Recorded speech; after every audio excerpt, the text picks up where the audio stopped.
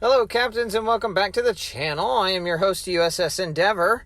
Welcome aboard the Tier 6 Zara, the Italian tech tree cruiser that we have now gotten to, and we will take a look at all of the stats, the commander, all that good stuff. And gameplay code is down below if you'd like to skip all that and just head straight to the action. So let's take a look at her, shall we? So far, nothing has changed for our commander selection. Luigi Sansonetti is at the helm yet again. His base perk reducing incoming damage to our cruiser, with Mimbelli and Dinger Chang helping to lower the reload as much as possible because this whole line's main reload sucks. So also Fixated and Refill Station also helping with the grouping and reload. Moving on to the mod slots, we have 3 of them to choose from. For the first, we have Aiming Systems Mod 1, helping that dispersion and traverse speed for our torpedoes. Second, we're using the same as the Trento, which is the propulsion mod. Helps us get to full speed 50% faster. Lastly, I've chosen the Concealment Systems mod because you just don't want to get hit in this ship, and it works best from concealment. As you will see in this video, we do a pretty good job of staying concealed and being in between 2 battleships and not being seen. So moving on, also before you move any further, make sure you equip the SAP rounds, which is something that I was not able to do the first time. We did it this time. Moving on, we have the rolling exhaust smoke generator, which lasts for 20 seconds and disperses in 35 seconds. You have 2 charges of them. They come in handy in this match, and they're your get out of jail free cards, so long as you're in your smoke fire penalty, or outside of it rather. The survivability is 37,100 with a 19% torpedo damage reduction, so a little bit healthier than the Trento, better torpedo damage reduction, and the armor overall is a little bit better, which we will show here in just a little bit. The artillery, you have pretty much the exact same barrels and shells. The 203s, you have 8 of them. It's the exact same as on the Trento. Is the same on the Zara. However, your reload time is now sub 14 seconds with our inspirations and build. So that's about the fastest that we can make it. However, the AP shell and SAP shell damage has not really changed all that much because it's the exact same caliber as the Trento. So not a whole lot of improvement except for a slight reload buff. The torpedoes, you have 53 knots, 11 kilometer range, which is actually lower than the Trento, believe it or not. They do reload about the same amount, and their damage is a little bit more. So a little bit of a trade-off. A little bit faster, but lower range. AA defense is, I think, 2 rating better, which is not really all that better. The AA defense overall in general is just not all that great, so don't count on it to stop planes. Your maneuverability is 33 knot maximum speed with a 580 meter turning circle radius and a rudder shift time of 9.8 seconds. So the rudder shift time is about the same. You get a tighter turning circle radius, and your maximum speed is actually a little less. So give and take here. Concealment is 9.4 kilometers, which is better than the Trento because we were able to spec into it. With being in Tier 6, you're allowed to do that.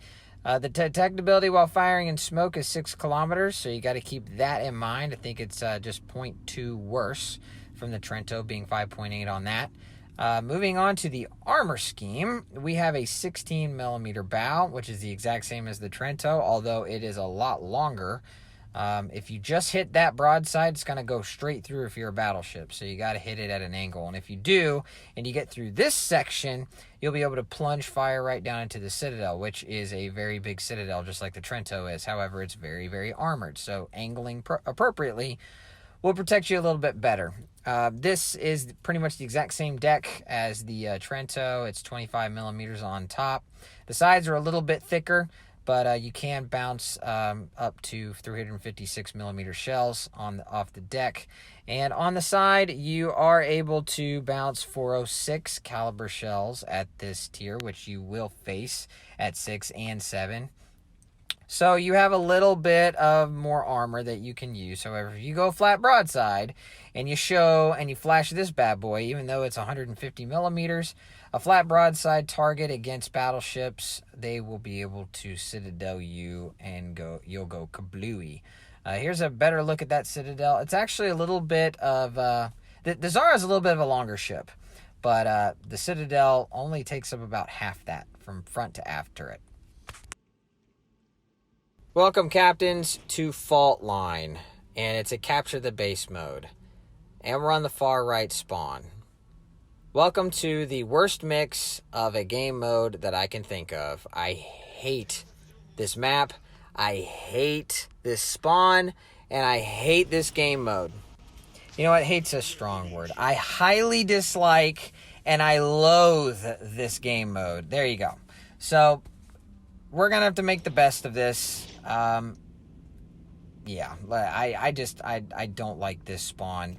Basically, the reason why is because if you haven't played this map yet and you spawn in this exact same location, you're basically overrun 2/3 of the team, usually on the reds, populate this side of the map, whereas on the blue team, we're just the opposite. We populate the far left side of the map, and it's just, if you lose this side, which it's very easy to do, it becomes kind of a steamroll. Everybody just kind of pushes on this side, and it's not fun. Whereas you're going to have to rely on your team to do the same on the other side. Otherwise, it depends on who wins in that front.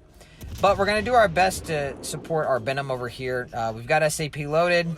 We're up against a destroyer, and we get 3 hits for 3,800 damage. Against a destroyer, that's pretty potent. And here I'm just hoping that the Venom can spot him again. We're not pushing out really hard. We're not pushing out far. We don't want to get tagged by these battleships. So far, we haven't been spotted. We are ready to deal some serious damage against that destroyer whenever he pops back up. If he pops back up. Our Venom did smoke up in desperation to get out of there. I can't blame him too much. Here, every opportunity that we get to fire our torpedoes, like in the earlier part of the series, we are going to do so. They are slow, they're cumbersome, but if they hit, people really aren't expecting them. So you might as well utilize them. If you're not shooting them any opportunity that you get, then you're not really playing it to its fullest potential. Back to the game itself, I am just shadowing this destroyer. He's up against a Vauclin, and if he did use his, if he has his reload booster on his main gun still available, he can really do a number against him. So here he pops back up. So we're just going to chime in, and this shot is really good, and we take almost all of his health with 5 hits. That should really even the playing field. And then another destroyer pops up. So both destroyers in the game on the reds are over here. So we're going to take a shot at the Benson, and we tag him hard with 6 shots. However, our Benson goes down, unfortunately, and I think we're trying to slow down so that we can get some hits. They are now maneuvering out. We do have a couple of battleships in the middle, so they were able to take out the Vauclin, and we're going to move around this island, and we're not going to be able to get a shot on the Benson. So here I'm just praying that he's able to get taken out. He's basically on life support. You poop on his deck and he's dead. So we're tagging him, and boom, he takes him out. So all the destroyers on the reds are gone. We did lose the Venom. However, I think that was a decent trade. However, if he has the Venom, he's not going to tell you that. He'd rather stay in the game. But he did a good job. He spotted those ships, and although he wasn't able to survive that engagement, I think we did a good job of eliminating as much of the hit points as we possibly could without killing them. So all of that damage, 23,000, is traded between both destroyers, which is actually a pretty significant amount. And so I think we did a good job on that. So if you look on the map, on the far right-hand side, that Scharnhorst decided to push all the way around on the far right, which is what they typically do or can do. Here we see the Heinrich. He's still in his spawn, so pushing out in here, I'm not quite sure who I want to focus. Because the Scharnhorst is pushing around this corner is now in our side, which I knew was going to happen inevitably. our base is now vulnerable. So my job, I feel, is to try to go toe-to-toe with this Scharnhorst with the help of our battleship that spawned with us. And so he is going to get focused by the Scharnhorst. The Scharnhorst doesn't know that I'm here. We're staying just outside his detection, and the same with the Heinrich. We're pretty much right smack dab in the middle of both. So we're starting to get close to being spotted. So we pop our rolling smoke, and then we chime in with the guns because our smoke fire penalty is 6 kilometers. So we're well outside of that, safe to shoot. There we get an 8K salvo against that Scharnhorst, which is what the SAP does really, really well. But all the follow-up shots seem to not do nearly as much damage because saturation kind of takes effect. Here we're popping out of our smoke because it just ran out, and the Heinrich is looking right at us. So we stop, we turn in, try to dodge this as best we can, and we do a decent job. He got all overpins there, hitting our 16 millimeter bow, and I guess maybe a couple of bounces off of the heavier part of our armor. So we were able to negate most of that damage, which is good. And then we're just gonna kind of go away and hope that the Heinrich chooses not to focus us. He is pushing into his base because we are contesting it. And if you look at the mini map, I was going to try and shoot back at the Heinrich, but I think he has bigger problems, and he's dealing with what looks like 4 of our remaining ships. And if our team can't handle that Heinrich, well, we are in much bigger trouble than I realized. So I am choosing to not worry about him anymore. We're just going to try and focus our attention on these last couple ships, which, as you can see, we're far ahead on ship count and points. But the Nagato is hiding behind that island, so we can't shoot him. The Scharnhorst goes unspotted after he took out our battleship. So now I'm the only thing that can prevent these guys from pushing into the base. Here we got a little bit of a shot right over this little bitty gap over the island, so we're going to take that cheeky shot, and if we can clear it, yes we do, and we get we hit 6 of the 8 shells, and 5 of them are full pen damage, so that was pretty cool. Moving into the base, we don't have our smoke, we don't have our plane yet, so we don't have any utility other than our concealment that we can use to potentially spot. Can't see the Scharnhorst yet, so he must be just outside of out of his detection ring. So, but here the Nagato pops up, and this Nagato just was not aggressive at all. He just never pushed. He pretty much kind of stayed behind and stayed back and didn't really push the issue too much. He did make it all the way over here, but you can see he's still full health, so I don't even know if he's been shot at all this entire game. I'm not going to shoot at him just yet because I don't want him to know that I'm here, even though I could tag him. My torpedoes are unfortunately not in range. I know the Scharnhorst is probably pushing in, but I just don't quite know where he's at yet. This island is definitely blocking our view from him and his view from us. So we finally got our smoke back, and here in just a couple secs we're going to get our plane back. So now we actually have the utility. So I immediately pop my plane, and that's going to help me figure out where this Scharnhorst is at. And immediately we get the information that we were looking for. He is within our torpedo range, so we're going to shoot it just a little bit shy in case he decides to turn in more towards the cap.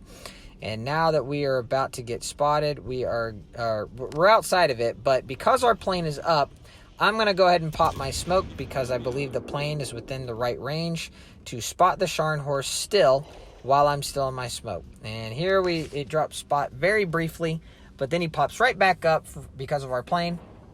And this is a good combination that you can use if you're going up against battleships. It's not going to work very well against cruisers, and definitely won't work very well against destroyers unless they are right up on top of you.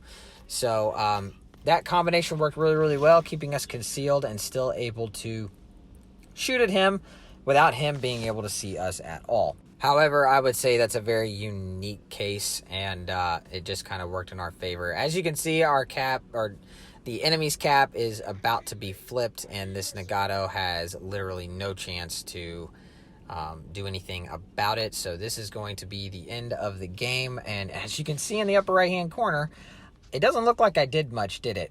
56,000 is not a lot of damage, 1 kill. Not a lot of hits. I only spotted 1. So that's a very low amount of ribbons and not a very good amount of damage. However, just take a look at the leaderboard at the end, and I'll explain to you why kills aren't the only thing. Here we finally finish up all of our Havoc missions, and we got top of the leaderboard, and we didn't eclipse 2K base XP, and I think one of the biggest reasons why is because this game mode, it lacks the caps to be able to take, and that's why I hate this game mode, because it kind of makes you look like you didn't do much. But according to the game, we did enough, and so that's a look at the Zara. Boy, I hope I never get that combination of map and game mode ever again. I can't stand it. Anyway, here we go, captains. That's the Zara. It's an okay ship. It's not my favorite. But it's doable. It works in very unique situations. So stick around, captains, for the Amalfi, which is next, and look forward to that. And then after that is the very brand new Brindisi, which might be pretty spicy. We'll take a look at it. Anyway, thanks again, captains, for tuning in. This is your host, USS Endeavor, signing off.